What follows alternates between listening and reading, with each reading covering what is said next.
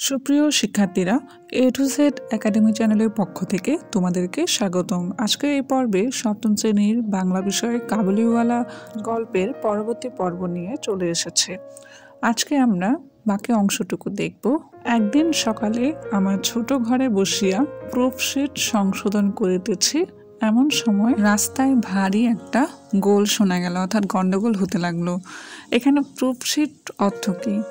কোনো লেখা ছাপার আগে বানান, বাক্য, জ্যোতিচিহ্ন ইত্যাদি সংশোধনের জন্য যে পত্র থাকে সেটি হচ্ছে প্রুফশিট। এরপরের পৃষ্ঠায় চলে যাব। চাহিয়া দেখি আমাদের রহমতকে দুই পাহারাওয়ালা বাঁধিয়া লইয়া আসিতেছে। এখানে রহমত বলতে কাবুলিওয়ালার ডাকনামকে বোঝানো হচ্ছে।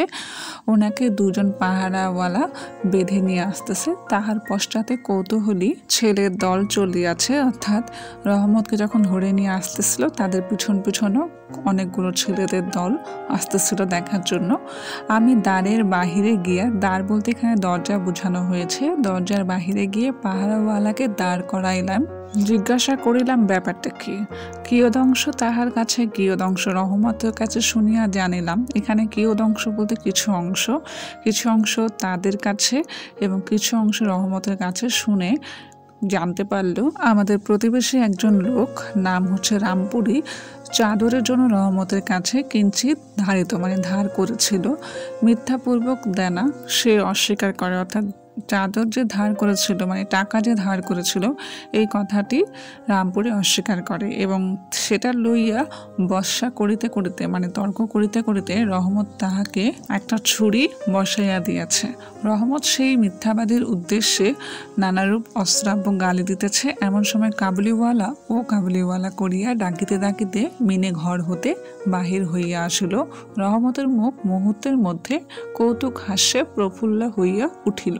মিনি একেবারেই তাহাকে জিজ্ঞাসা করিল, তুমি শ্বশুর বাড়ি যাবে?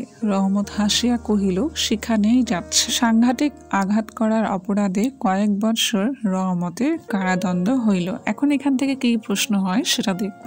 রহমতকে কারাবরণ করতে হয়েছিল কেন? ধারের টাকা নিয়ে বচসা হওয়াকালীন, অর্থাৎ তর্ক হওয়াকালীন সময়ে জেদের বশে কাবুলিওয়ালা লেখকের প্রতিবেশী রামপুরিকে ছুরি বসিয়ে দেয়, আর এ কারণেই তার কারাদণ্ড হয়েছিল। কাবুলিওয়ালা কলিকাতার রাস্তায় বিভিন্ন রকমের জিনিসের সওদা করত, অর্থাৎ ব্যবসা করত। লেখকের এক প্রতিবেশী রামপুরি চাদরের জন্য কাবুলিওয়ালার কাছ থেকে কিছু টাকা ধার নিয়েছিল, কিন্তু পরবর্তী সময়ে সে মিথ্যা কথা বলে ধারের কথা অস্বীকার করে। এই বিষয়ে প্রতিবেশীর সাথে ঝগড়ারত অবস্থায় কাবুলিওয়ালা তাকে ক্রোধের বশবর্তী হয়ে, অর্থাৎ অত্যন্ত রাগান্বিত হয়ে ছুরি বসিয়ে দেয়। এই কারণে আদালতে কাবুলিওয়ালার কারাদণ্ড হয়েছিল। এখন আমরা আবার গল্পে ফিরে যাই। তাহার কথা এক প্রকার ভুলিয়া গেলাম। কত বৎসর কাটিয়া গেল আমার ঘরে। আজ রাত্রি শেষ হইতে না হইতে সানাই বাজিতেছে। আজ আমার মিনির বিবাহ। আমি আমার লিখিবার ঘরে বসিয়া হিসাব দেখিতেছি। এমন সময় রহমত আসিয়া সালাম করিয়া দাঁড়াইল। আমি প্রথমে তাহাকে চিনিতে পারিলাম না। তাহার সে ঝুলি নাই, তাহার সে লম্বা চুল নাই, তাহার শরীরে পূর্বের মতো সে তেজ নাই। অবশেষে তাহার হাসি দেখিয়া তাহাকে চিনিলাম।